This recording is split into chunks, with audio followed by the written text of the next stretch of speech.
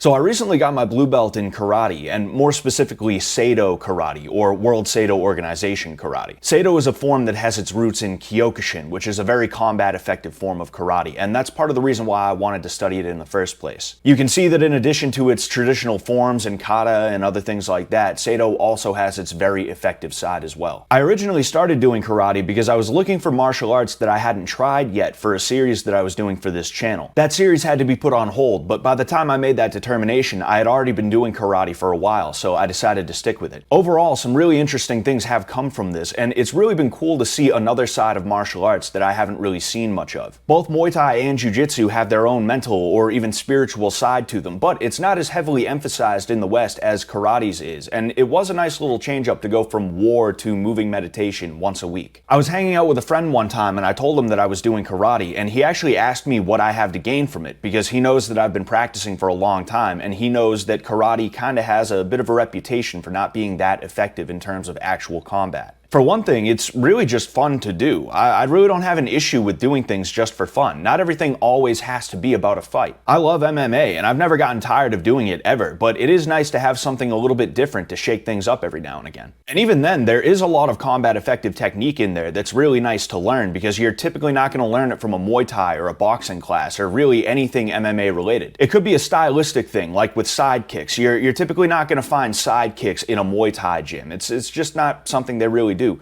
Or if it's something that's just straight up illegal to do, like punches or kicks to the groin or anything like that. One thing I will say is that it did feel a little bit weird being a 28-year-old white belt again. And I know you could just say that it's ego and that I just need to get over it and things like that, but the fact of the matter is the average person does not want to show up and be a white belt while there's some 13 or 14-year-old kid with a junior black belt, especially if that kid is being put into a leadership role in class or something like that. Whenever I feel this way, I tend to get over it by just reminding myself that I'm a Brazilian Jiu-Jitsu brown belt and a Muay Thai instructor. It's not like I don't know anything, I'm just learning something that these people know and that I don't yet. It's really not that much different from if I was at somebody's gym and they knew a move that I didn't and I asked them to show it to me. I guess it's just a little bit easier to deal with if you already know how to fight. Another thing that I find interesting, but I also find it a little bit weird, is the reverence that's had for the founder and the leader of the organization, Tadashi Nakamura, or Kaicho as we are meant to call him. A certain amount of the curriculum is dedicated to knowing the life story of Kaicho, and that's a kind of reverence that we in the West might find to be a little bit cultish, if I'm just being completely honest with you. How hard you're actually supposed to study Kaicho and how much information you're supposed to be able to recall is something that I'm not 100% sure of yet, but on the curriculum that I was given when I got my blue belt, it says you have to read his autobiography. Whether that's heavily enforced or not, I'm really not sure. Don't get me wrong, we have respect and reverence for our lineage in Muay Thai, but it really depends on how traditional your school is and whether or not they decided they want to go down that route in the first place. For years, my gym had a picture of Kru Yodtong on the wall. That's the founder of Sit Yodtong, and we never lied to it or anything like that, but we at least knew who he was, we knew the significance of it, and we could explain that to other people if they happen to ask. Nowadays, we have a different lineage of Muay Thai at my gym, and I don't even know if we could trace it back to one instructor or even one school from Thailand. Overall, I think I'd say karate has been a very positive experience for me because it's allowed me to broaden my horizons. It's nice to know things that I've never been formally taught before, like knife hands and other things that are purely for self-defense. It's also interesting to see how different the class structure and the way that they go about things is. One thing I'd really like to do is take the karate class structure and put it into a Muay Thai setting so that I can teach basics to new people in a much more streamlined manner. Right now, I plan to continue for as long as I can, and if that means I get my black belt, then fantastic. But for now, we're just going to take it day by day and see where everything goes. That's all I have for you today. I really hope you enjoyed the video. If you did, leave a like and also subscribe for more. If you have anything to say, feel free to leave a comment down below. If you have any questions for me, feel free to hit me up on Instagram @ScottSullivanMMA. And until next time,